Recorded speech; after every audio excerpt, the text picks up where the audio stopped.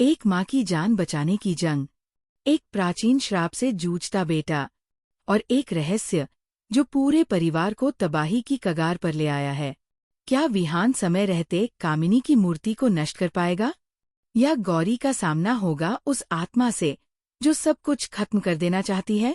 जानिए जादू तेरी नज़र के 9 मई 2025 के एपिसोड में, जहां हर कदम पर है खौफ और हर रिश्ता है इम्तिहान में।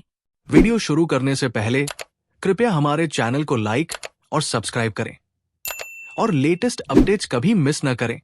इसके लिए बेल आइकन दबाना न भूलें। अब चलिए वीडियो शुरू करते हैं।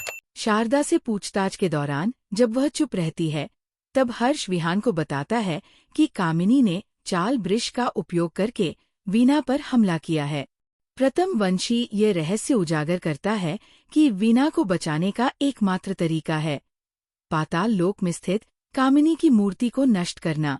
विहान अपनी माँ को बचाने की कसम खाता है, लेकिन जब गौरी उसके साथ चलने की जिद करती है तो वह उसे दूर धकेलने की कोशिश करता है, ये कहकर कि वह उसका परिवार नहीं है। लेकिन गौरी उसके दिल की बात उसकी आँखों और उनके बीच जुड़ते संबंधों से महसूस कर लेती है और पीछे हटने से इनकार कर देती है।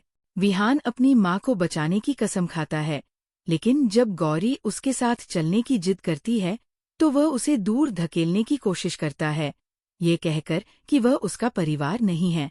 लेकिन गौरी उसके दिल की बात उसकी आँखों और उनके बीच जुड़ते संबंधों से महसूस कर लेती है और पीछे हटने से इनकार कर देती है। इधर हर्ष सिया के हाथों पर चाल वृक्ष के जलने के निशान देखता है, लेकिन हैरान रह जाता है जब वे घाव अचानक गायब हो जाते हैं।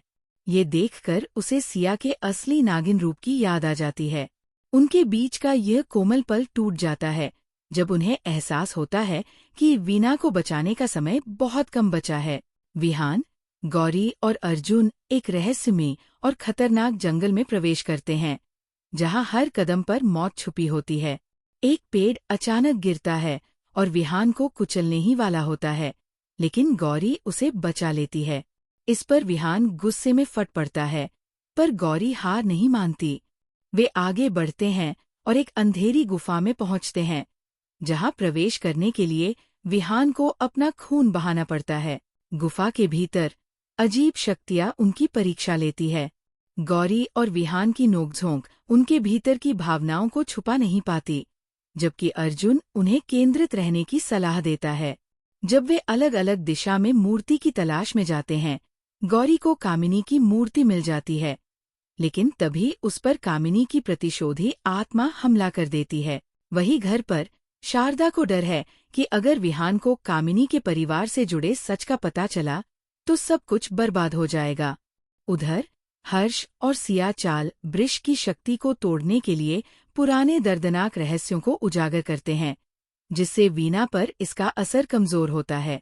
समय तेजी से निकलता जा रहा है। विहान मूर्ति को नष्ट करने के लिए दौड़ पड़ता है ताकि कामिनी उसकी माँ को हमेशा के लिए छीन न ले।